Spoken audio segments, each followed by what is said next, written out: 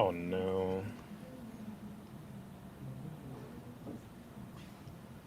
Go live LinkedIn.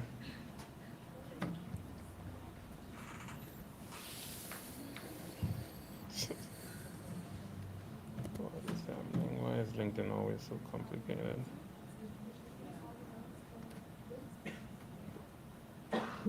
Can you check the LinkedIn URL just to see if it's live? Because I'm getting an error for some reason. It's always on LinkedIn. Looks fine on YouTube, but LinkedIn is giving me an error.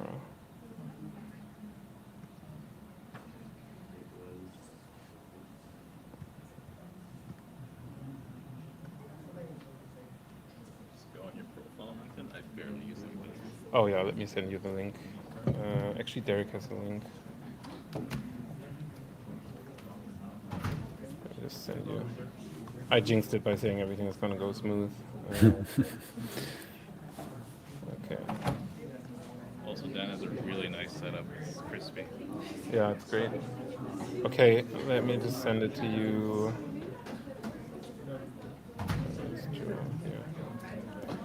Just check that. Actually, I can check it in here, see if this is working. Oh, it's getting loud now.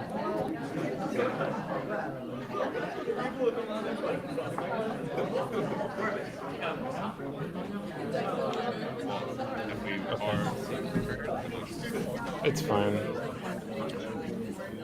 I don't know why it's not. I think because you sent it in the message. Yeah, but it says event will start soon, so it should start. Anyway, I just refresh. Manage. Okay. Let's just restart this.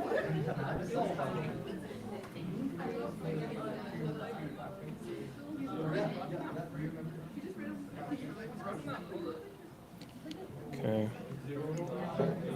Let's see. Go live. Come on. You can do this. Yeah, perfect. We are live and good to go. Looks like it. Great. From what I'm seeing, this is working. Let me just mute this. Okay, good job. Thanks. All right, welcome to class, everyone. Thank you very much for coming today. We have a guest lecturer with us today. As I announced earlier, you might have seen it. We have Dan Weiner with us today, the head of design at Smile.io and also a content creator on LinkedIn. And Dan will talk today about how to ask the right questions. He will tell us about a recent project he worked on that went into an entirely different direction than anyone expected. And he will look at how to use inquiry frameworks to avoid depending on the intuition of stakeholders and how to ask the right questions as a successful strategy for designers. And with that, I want to welcome you to this special guest lecture today. Dan is right here. Please feel free to take it away, Dan. Thank you, everyone. And do not forget, we always have our question channel open on Teams. And for anyone joining us online, please feel free to post your questions in the chat so that we can ask Dan some questions at the end. Okay? Thank you very much. Over to you, Dan. Great. Thanks for the wonderful intro, Lennart. So before I jump into the talk, I'd like to introduce myself, give you a little bit of background. Lennart already mentioned some of it, but I've been designing for about 16 years professionally. As Lennart mentioned, I'm currently the head of design at Smile.io, which provides loyalty programs for online stores. It's a company that's based out of Kitchener, so I believe very close to where you are, and maybe some of you have heard of it. I started out designing in around 2007, and at that time I was designing print ads and flyers and simple websites for businesses that were pretty much like a business card but an online version. I was lucky in the small town in southern Spain where I live. I was the only web designer, so it was pretty easy to get work. It was a kind of a golden time for getting into web design. I then started to design sites that were a little bit more complicated, sites that were transactional, so like e-commerce stores, some hotel websites that had online booking, and that led to really thinking about user journeys and funnel optimization and Also did some work on lead generation to get the customers into the site. Then moved on to my first product design role, which was a B2C web-to-print startup. So something a little bit like what Etsy does with the wall art community of artists that upload their work, and we would turn it into wall art and ship it out to people.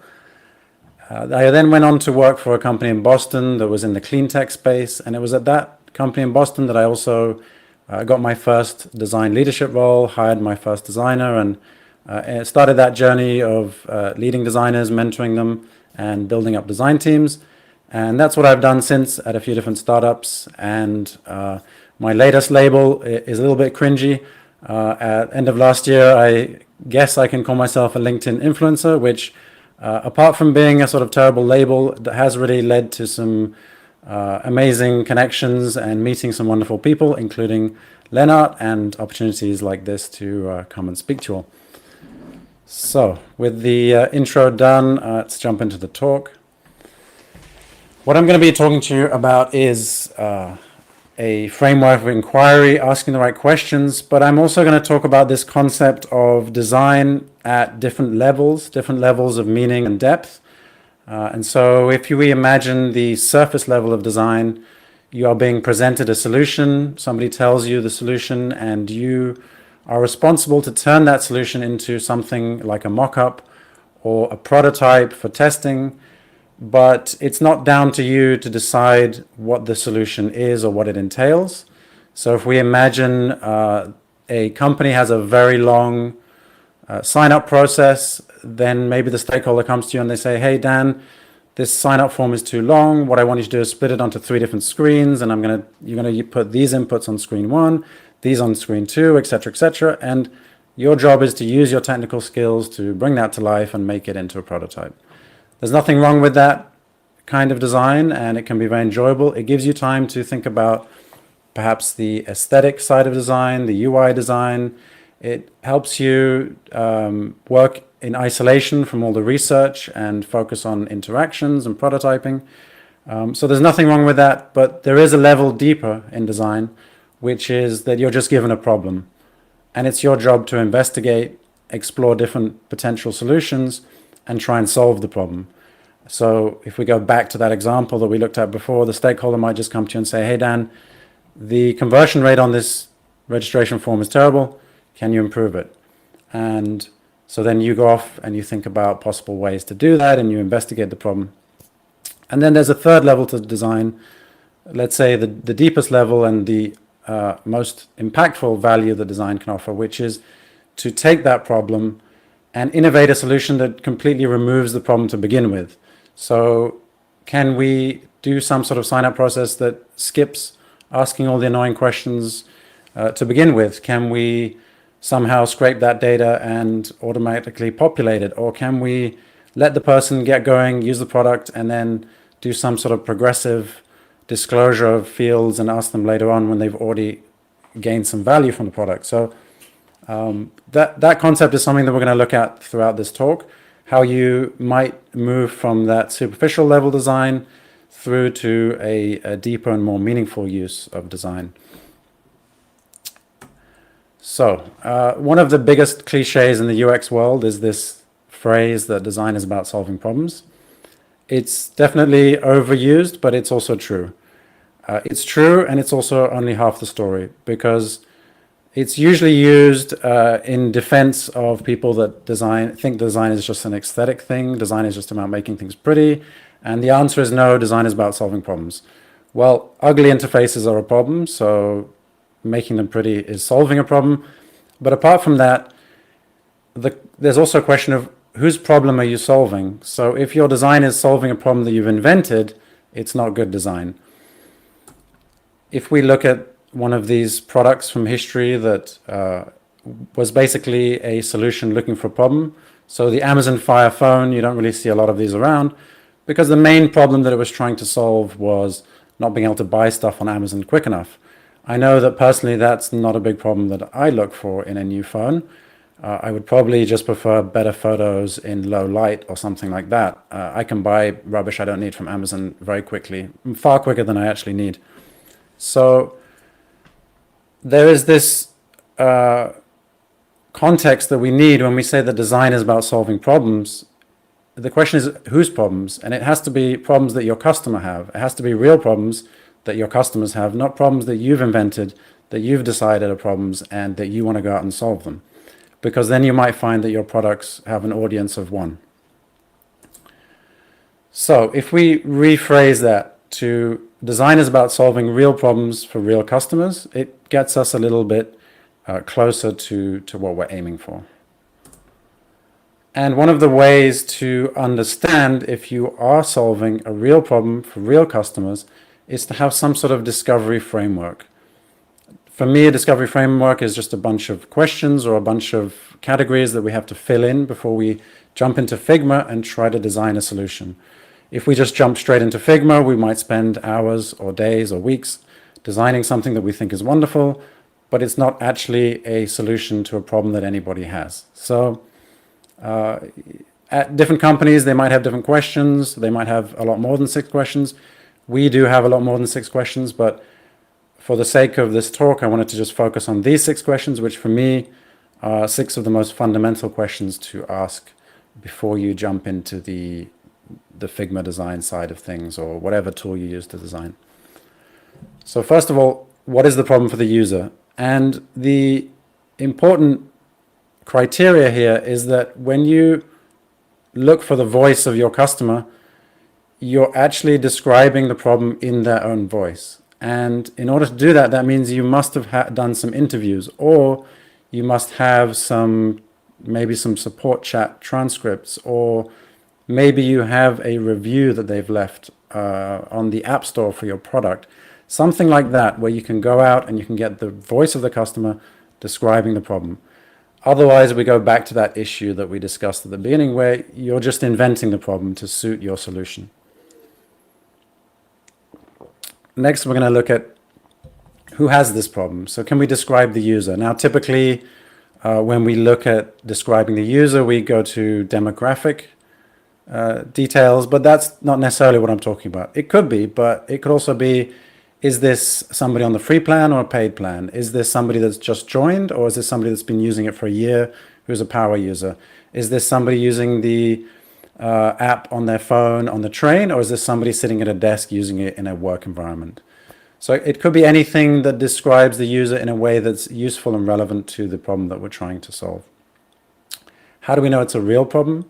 So we can try and quantify the issue. Where I work at Smile, we have over 100,000 merchants that have installed the app. So if the problem is happening to 50 of them, then it might not be a real problem. But however, if it's happening to 50 of them and it's a severe breach of sensitive data, then it's a huge problem, even if it's happening to 50 or even if it's happening to one person. So you need to have some sort of framework for quantifying this issue to understand, is this a real problem that we're looking at, or are we just chasing windmills here?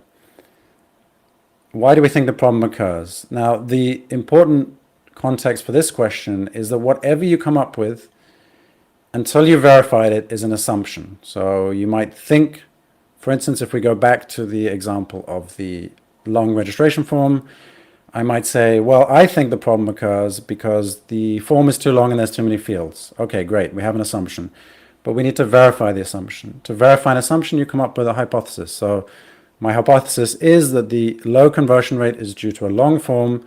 If I reduce the number of fields, I will get a higher conversion rate. Now we have something that we can figure out how to test, and we can start to design experiments to test the hypothesis, validate the assumption, then we can mark whether it's correct or not, and we can move on.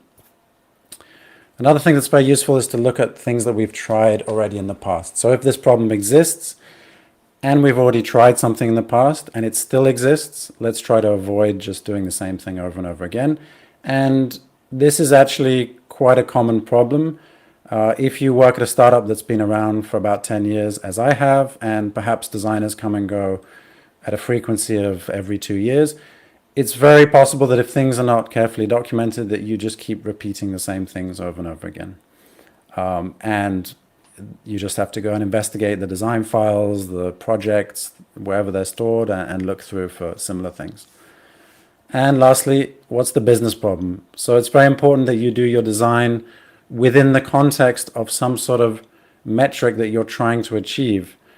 So if you've been given that problem of the long registration form, you don't want to go about just making it look better. You want to look at it in the context of a conversion rate, which might be also have a knock-on effect to, let's say, launching their program, which is some metric that we look at Smile, which might have a knock-on effect to subscriptions, and so on and so on. So before you get started, try and understand where this sits in the business value. So those are the 6 questions that we're going to focus on today, and now we're going to look at how those questions were applied to a real problem that we had at Smile recently. So as I said, I work at somewhere called Smile.io. It provides loyalty programs for online stores. We have over 100,000 merchants. Every week, millions of shoppers earn points through Smile's loyalty programs. They can check their points balance. They can redeem those points for a reward. They can use the rewards on a purchase, etc., etc. So we have a shopper-facing UI where they can do all that stuff. We also have a merchant-facing admin area, so the sort of admin area for the owners of the online stores or the managers, where they can configure the program, which means set, for instance, how many points somebody should earn when they spend $1, what rewards they should be able to redeem the points for. They can change the colors and theme and all that kind of stuff. So a little bit of context there.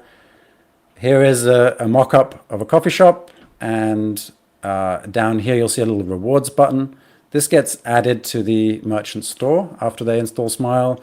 If I click on that, we can see the rewards program where the shopper can learn about the program and redeem their points. And yes, I did all my slides in Figma, which is super cool because then I can have a prototype embedded in the slide. And this is an admin area where they can go and configure all their stuff. And this is the landing page on the Shopify App Store. We get all of our customers through Shopify, Wix, or BigCommerce. And so the App Store landing page is how people find us. And like with any app store, ratings and reviews are super important. So ratings drive installs, and our fantastic support team often drive the ratings. So our merchants come to them for advice, how to optimize their program. They get some loyalty experts providing them with support, and that drives the ratings, which then drive the installs, which then drives the subscriptions, and that keeps the business running.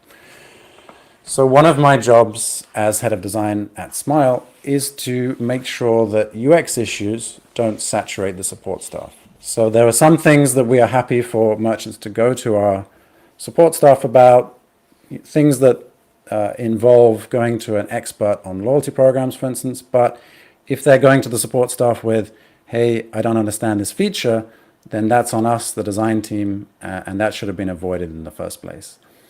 If we do saturate the support staff with UX-related issues, then their response time slows down, and then customer satisfaction reduces, then the ratings drop, and then we get that knock-on effect to the business.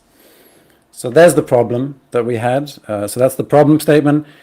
And luckily, we were left to just go and investigate and come up with solutions, which is super fun for the design team. And we have a lot of data. So as I mentioned, it's quite a big loyalty program. In 4 weeks, we might get 3,000 new conversations, and we might send around 12,000 replies. All of those conversations are tagged. So like I mentioned before, there are themes that the UX team are not interested in touching, conversations that really should be happening, that we're happy for them to happen online with our support team. But then there's other themes that are related to how features work that we're really interested in. So we take these conversations and we filter them down, and we look at themes that are tagged with tags that we're interested in, and then we look month over month to see persistent volume in those themes. And then we picked out the top 3 issues to look at using the following criteria. So like I said, volume is the main thing. We want to address a real problem. but we also want to look at burden. So it's not the same if it's like a 5-minute fix, 5-second fix for our support staff compared to they have to spend 5 minutes on it. And also it's important for us to know what the satisfaction level is for the customers at the end of that chat. So if there's one that's slightly lower in volume, but the satisfaction is terrible, then we'd probably want to address that first, because keeping your customers happy is obviously paramount here.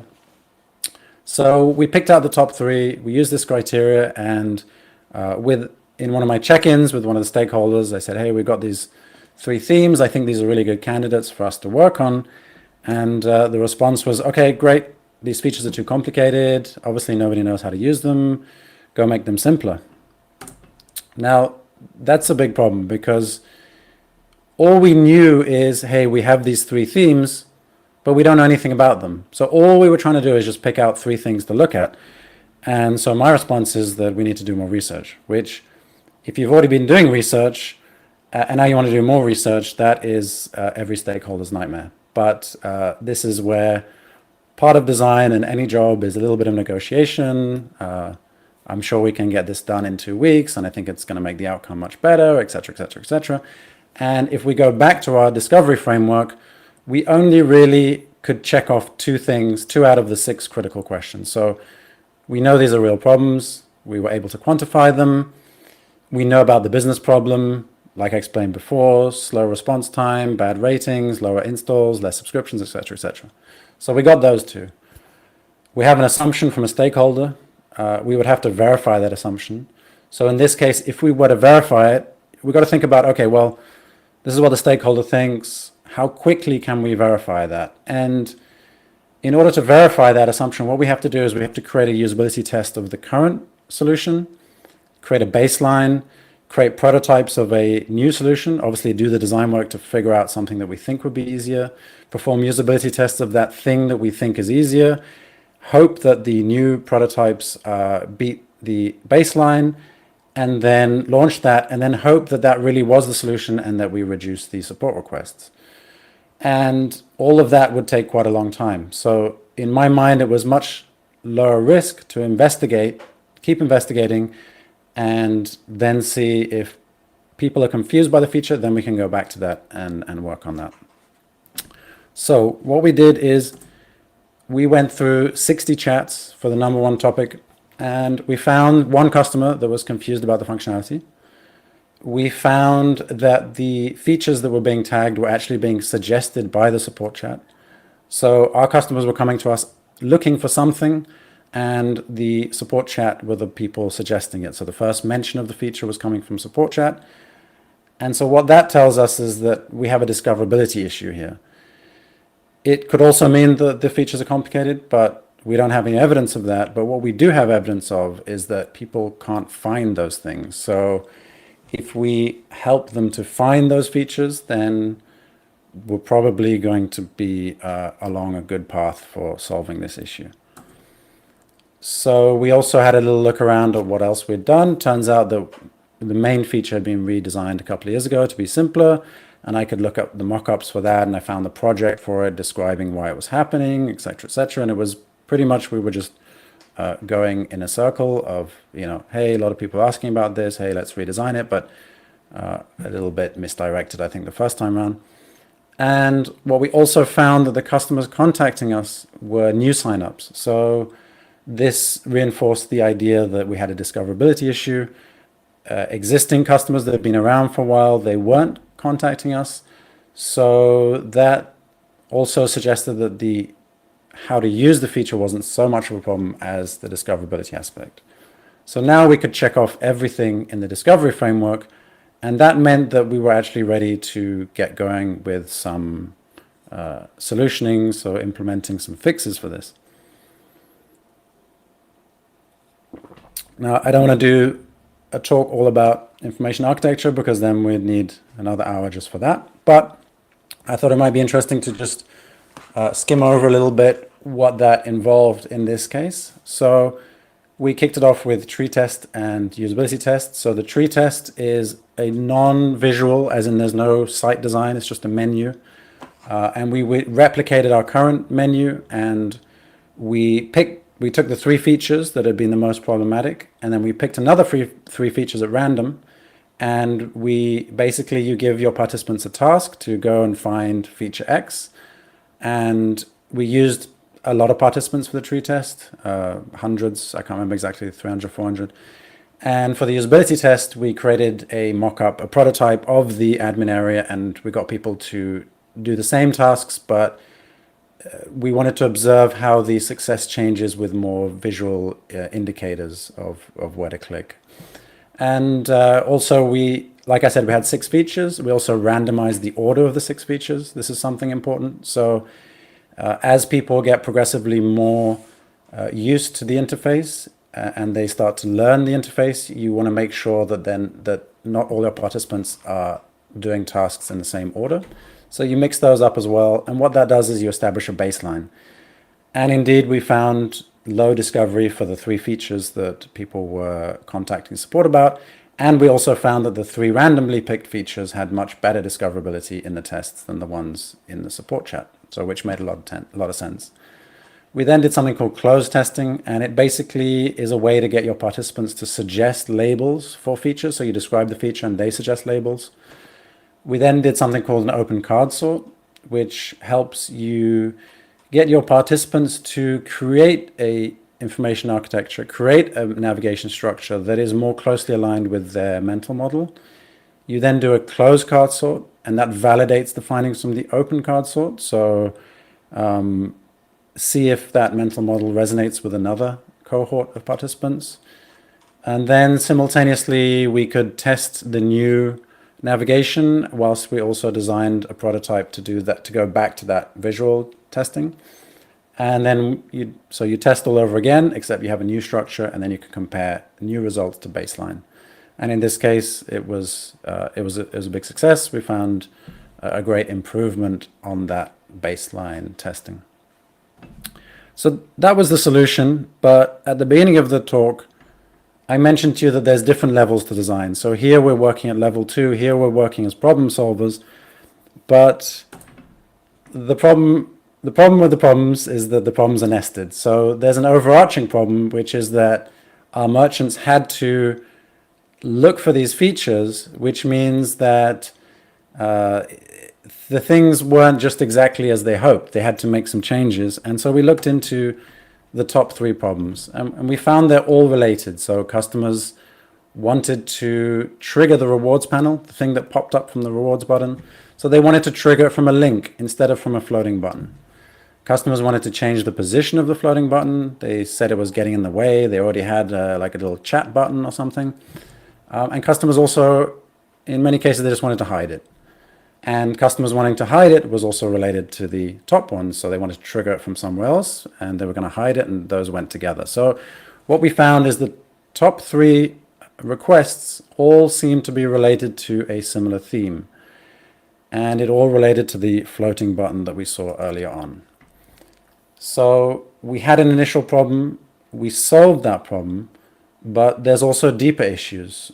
So really, if we wanted to work in that deeper level of design, the innovative design, then we ask ourselves, well, how could we just avoid customers needing to come to us and look for these features in the first place? How do we give customers the experience that they expected and they wanted in the first place? And that brings us for me to the real essence of UX design or product design, and the most important question we can solve, which is, what's the transformation that our customer is looking for? So not just how do we solve this very utilitarian problem and go problem by problem, but what is the overall transformation they're looking for?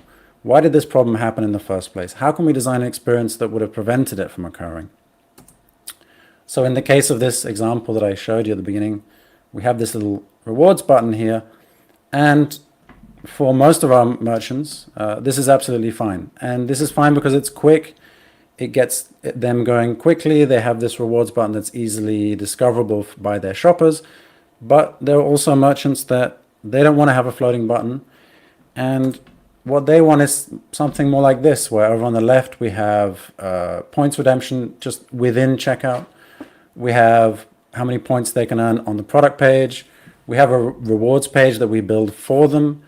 that they can link to. And these are all embedded solutions that are exactly where their shoppers are and not something sitting on top of the site. So we did solve the problem, but right now we're working on solving the problem that encapsulates the main problem, which is, can we just give these merchants an experience to begin with that is what they're expecting, or perhaps they don't know what it looks like, but they have an idea of what it should be. And as designers, we create the vision of what that future state could be that they kind of knew exists, but they don't know exactly what it looks like. So I'm going to just tell you one little story, another one to illustrate the point. And this is going to be a much quicker one. So when I joined Smile, I was a senior product designer, and our merchants wanted to refund the shoppers' points. So shoppers would sometimes redeem their points for a discount, but then they'd realize they'd already had a discount because they'd redeemed their points before, but they hadn't redeemed all their points because sometimes they don't spend them all at the same time. And so the merchants would come to us and say, hey, I need to refund this shopper's points. They gave us the email address. We would do it for them. There was no way for them to do it. And so the solution was to provide them a refund flow in admin, which I designed and we built and we shipped, and it was very successful. So we solved the problem. We're at that level 2, but do merchants really want to do that? Like, is that fun for them? Is that this sort of transformation for their business that they came to us for? No, of course they don't want to do that. They don't want to do it. They felt that they had to do it. So we solved that for them because we thought no matter how good we make the shopper experience, at some point it's possible that they will still need to refund the points. We can't anticipate every possible eventuality that would necessitate it. But what we can do is we can think about a shopper experience that reduces the need to keep refunding shoppers' points. So we designed an experience that reduced the accidental redemption of points. Also, shoppers, so that was like a warning to, not a warning, but an extra step to say, okay, you're about to redeem 500 points for $5, continue, yes. And also a interface that said, hey, you already have a reward. Are you sure you want to redeem another one? You can't use 2 rewards in one checkout. And that is that third level, that deeper level of design where you really get to the heart of the issue and you think about the solution you're giving and you think, is this really the experience that my customer wanted? Or is this a band-aid? Is this like a stopgap that we're designing? Now, you can't just go out there and just be like, I'm just going to design the most innovative thing. I don't care what exists. So, we're not talking about space rockets that land themselves here. Normally you are talking about, I'm going to design something innovative that our customers desire, but we also have to think about, can we build this thing? So I work in an engineering team. I need to design something we can actually build. Is it economically viable? Is this something that we can, let's say, put on a paid plan, or something we can sell, or something we can use to market? And is this in line with our company mission and vision? So for instance, at Smile, we look to boost loyalty rates of shoppers. So we're all about repeat shoppers. So we're not going to just start innovating for customer acquisition to get new shoppers in. We're looking to innovate within the context of the loyalty space. So it's important to think about the transformation your customers desire, but it's also good to think about that within the ecosystem that you work in as well.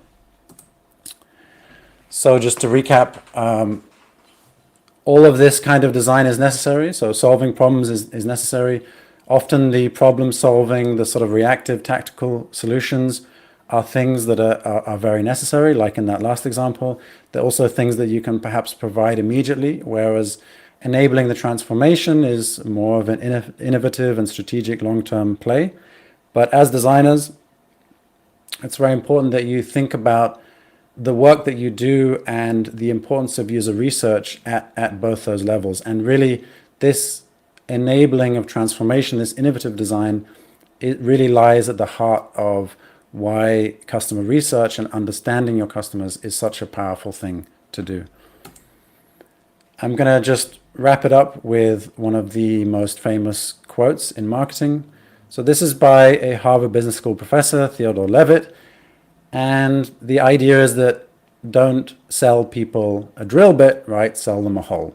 So it is a very useful concept, especially in landing page design for a SaaS startup, for instance. You want to sell the benefits, you don't want to sell the features first. However, this is that level 2 design, right? This is the problem solving. Who wants a hole in their wall? Like, nobody actually wants a hole in their wall. And if anybody's read the book, The Design of Everyday Things by Don Norman, you'll know that I just stole that from there.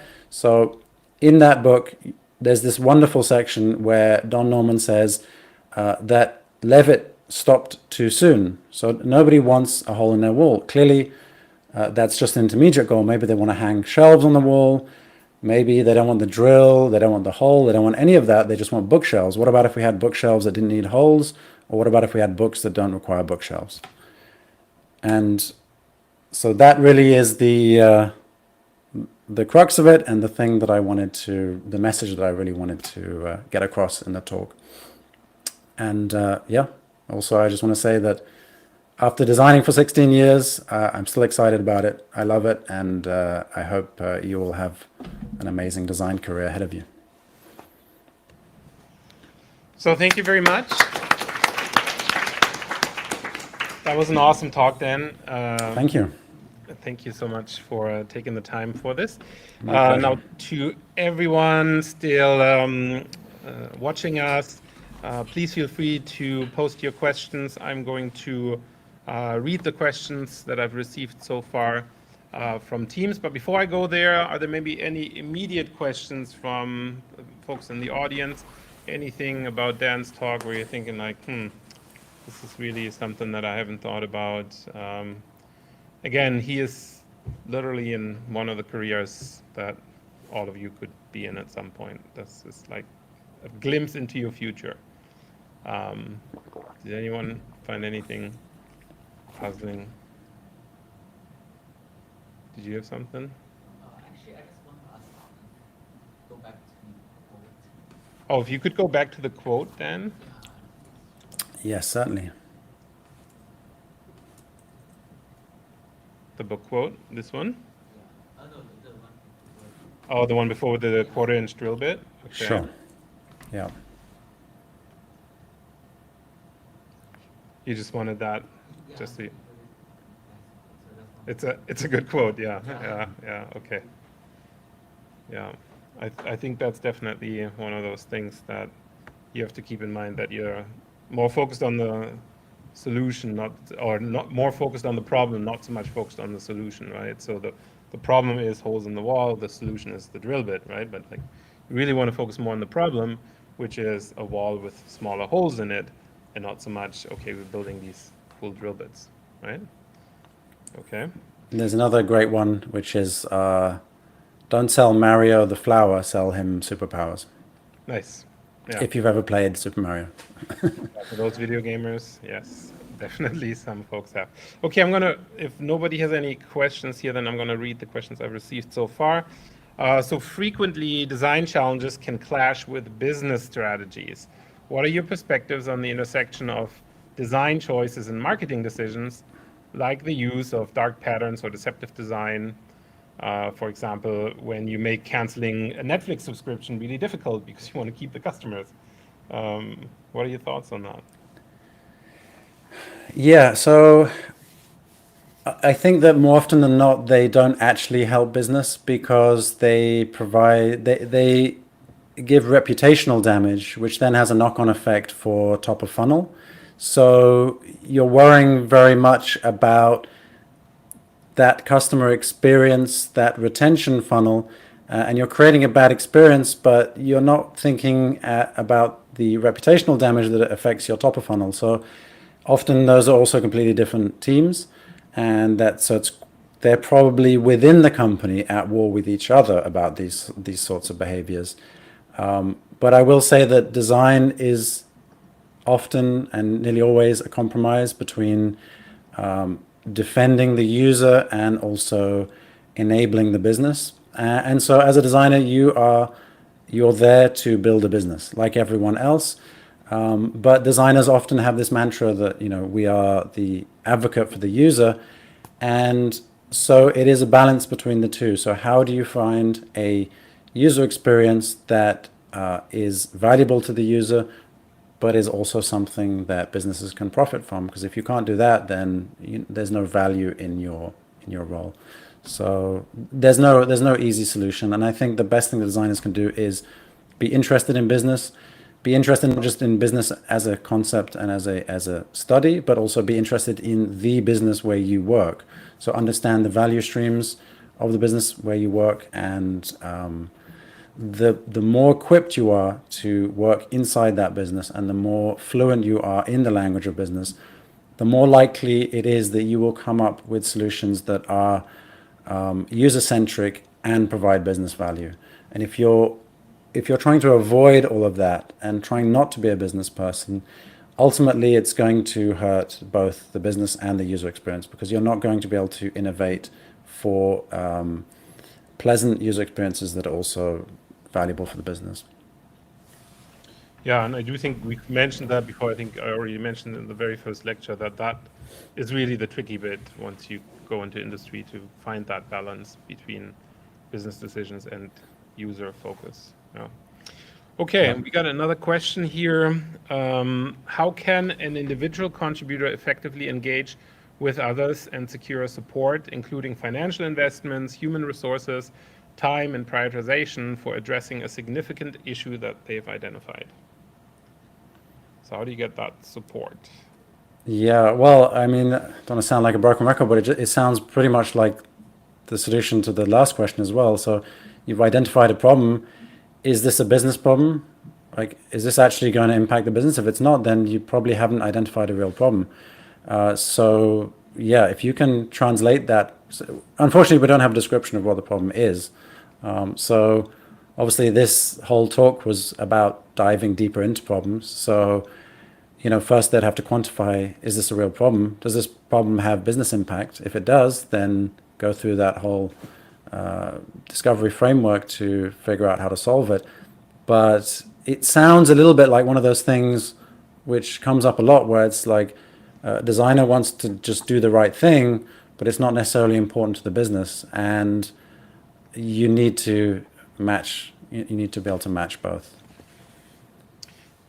So do you have any ideas about how to make that more convincing? I think if I'm reading that between the lines here, like how to make that more convincing to financial investors, for example. Like, is there a strategy that you have to make that more appealing, other than just kind of make sure it's I think we're aware it's important, right? Like, but it's more like, is there a trick maybe to get specifically the financial side on board? Or Yeah, so you have to talk in a language that your audience is interested in, right? So if your audience in this case is finance, and let's say, for example, the issue is accessibility. So accessibility is one of those ones where it is just the right thing to do.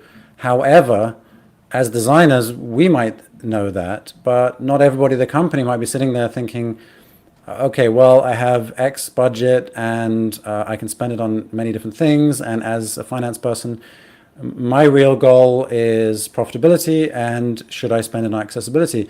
So then, for instance, you can try and quantify improving the accessibility by untapped markets, which I know a lot of people listening to this are going to be like, oh, I don't want to do that. Like, I don't want to, turn this into just gains. But the problem is, if you don't find a way to do that, you don't help anybody. So if you can't find a way to convert this into an opportunity that the person who is making the decisions can really grab onto and say, yeah, let's go with that, then you're not helping anybody. You're not helping the person that needs the accessibility changes on the customer side, and you're not helping the finance people realize this opportunity.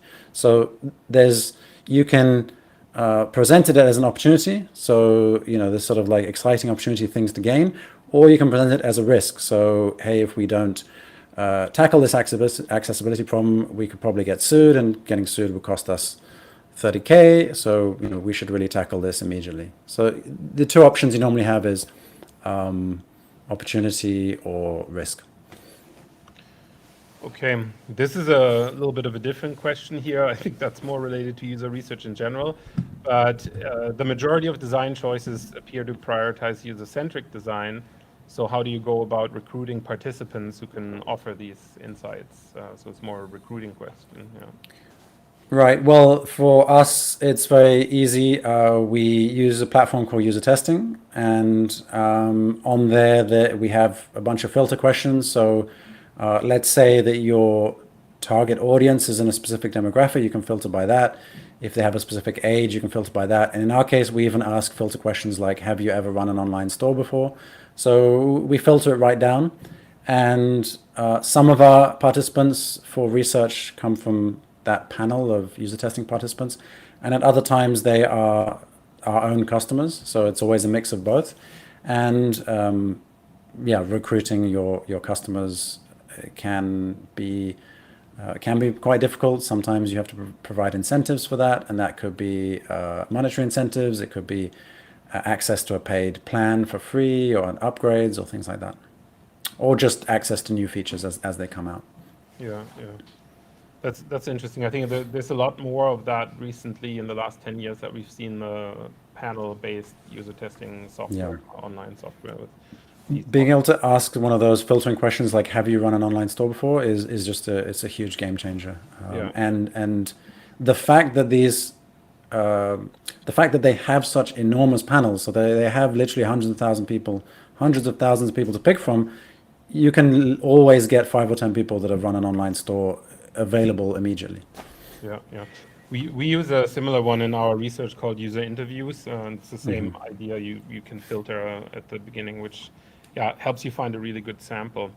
So what steps do you take after collecting the data when you're faced with contradictory data? For example, when one group prefers points redemptions on the product page while the other half dislikes the feature, what do you do? Right. Well, in this case, it's the merchant's choice, so we leave it down to the merchant. But normally we leave it down to the customer because it's very configurable, but that's not always true. So we will often be very opinionated about configuration if we are totally confident that it's the best thing for their business. So obviously, I'm working in B2B, and our success really is reliant on the success of our customers. And so we will be very opinionated about configuration where we are really confident that this is what they need for their business. And otherwise, if it's a matter of preference or branding or something, then we just try and make it as configurable as possible. That makes sense. Okay, one more, and then I'll let you go.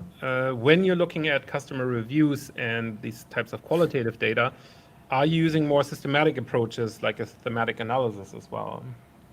Yeah, we do. We do more sort of like programmatic extraction of the data and analysis and word clouds and things like that. But in this specific example, like I needed to know really why the people that were contacting support, what exactly was the problem they're having. There was really no substitute for just reading through. But to actually find which themes to look at, that was not a manual thing. That was using reporting based on tags and then filtering out tags we weren't interested in, looking at frequency over time as well. So we wanted to see if there was something that was trending up, something that was already naturally declining, things like that. Nice. And I assume that's like how big would that team be that does that type of analysis? The research analysis? Yeah. Oh, so in this case, it was just myself and our user researcher. Okay, yeah. Not bad. Okay, that sums it up for questions on our end here. Well, thank you so much for taking the time again to join us for this guest lecture. This was really great. Oh, great. No, it's a real pleasure. Thank you for the opportunity. Let's give Dan a nice send-off. Thank you. Thank you so much, Dan. I'll talk to you soon. Just a reminder here to just keep your browser tab open so that